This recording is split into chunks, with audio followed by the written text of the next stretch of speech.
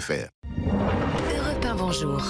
Alexandre Lemaire et Omblin Roche. Europe 1, il est 6h41. Les prix au supermarché vont-ils enfin baisser? Bruno Le Maire en a fait la promesse. Selon le ministre de l'économie, les prix de centaines de produits baisseront dès le mois de juillet. Votre invité, Alexandre, c'est Richard Panquio, directeur général de l'ILEC, l'Institut de liaison et d'études des industries de consommation. Bonjour Richard Panquio.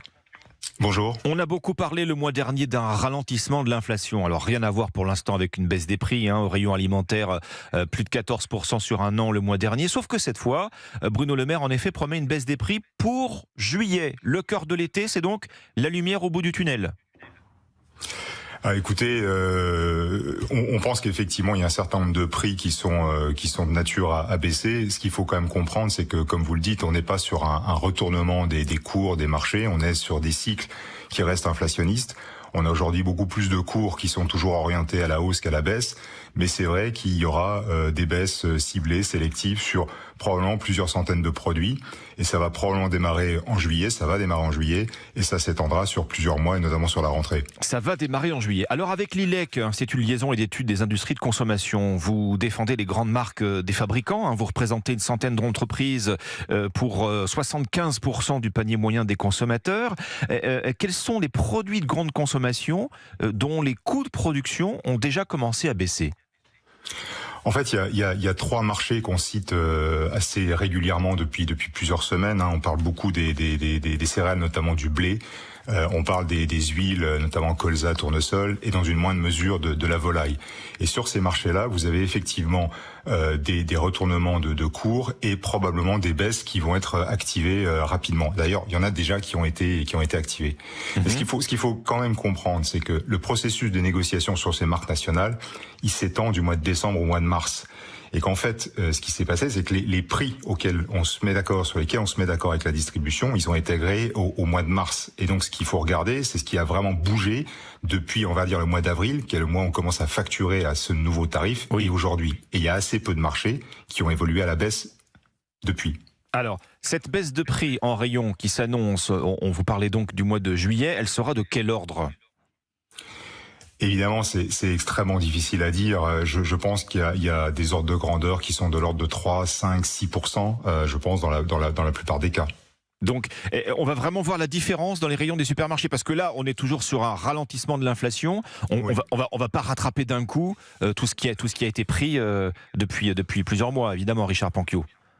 Non, alors en fait, ce qu'il faut aussi avoir en tête, c'est que les prix, ils ont, et ça personne l'a vu, personne ne s'en souvient, mais les prix des marques en question, ils ont considérablement baissé entre 2014 et 2021. Et en fait, les prix qu'on a aujourd'hui, c'est des prix qui sont plus ou moins ceux qu'il y avait il y a 7 ou 8 ans. Donc on a beaucoup repris en un peu plus d'un an ce qu'on avait perdu sur 5 ou 6 ans. Ça, c'est le premier commentaire. Deuxième commentaire, c'est que en fait, il faut bien comprendre aussi que les prix consommateurs, c'est pas les industriels qui les fixent. Alors, je veux pas me défausser de notre responsabilité, mais les prix consommateurs, ils sont fixés par la distribution. Donc, la répercussion de ce qui sera fait en termes d'efforts par les industriels, il faudra effectivement qu'elle soit effective dans les prix pratiqués par les magasins. Ce que je veux dire par là, c'est que si je te dis, moi, je baisse de 5% le prix auquel je facture un distributeur, j'ai pas la garantie que le distributeur va répercuter ces 5%. Pourquoi ? Parce que le distributeur, son métier, c'est de jouer une politique de marge entre les dizaines de milliers de produits qu'il commercialise dans un magasin, et il peut décider de faire l'effort sur certains produits et pas d'autres. Alors, vous avez mentionné plusieurs familles de produits, Richard Panquio, dont les prix vont baisser, les pâtes, la volaille, les céréales, les huiles. Du côté des protéines, sur la viande, sur les produits laitiers, est-ce que ce seront des familles de produits concernés justement par ces baisses de prix ou pas ? Alors en fait, là les deux cas que vous citez notamment sont un peu différents. Oui. Par exemple, sur la viande de porc, les marchés sont très haussiers. Encore très haussier. Donc le risque est plutôt d'avoir des hausses sur ces produits qui vont perdurer. Qui vont perdurer tant que le marché est orienté comme il est, tant que la demande est supérieure à l'offre et tant qu'il y a une tension sur les approvisionnements. Pour le lait, aujourd'hui, il y a plutôt une relative stabilité. Et c'est vrai que il faut pas perdre de vue qu'il y a toujours cette volonté de protéger les revenus agricoles et donc de faire particulièrement attention au secteur laitier qui est très sensible de ce point de vue-là. Bon, de la tension toujours entre l'industrie agroalimentaire et Bruno Le Maire en tout cas. Il y a toujours cette menace du gouvernement de passer au name and shame, Richard Panquio, c'est-à-dire de nommer publiquement les industriels qui, in fine, ne joueraient pas le jeu de la baisse des prix.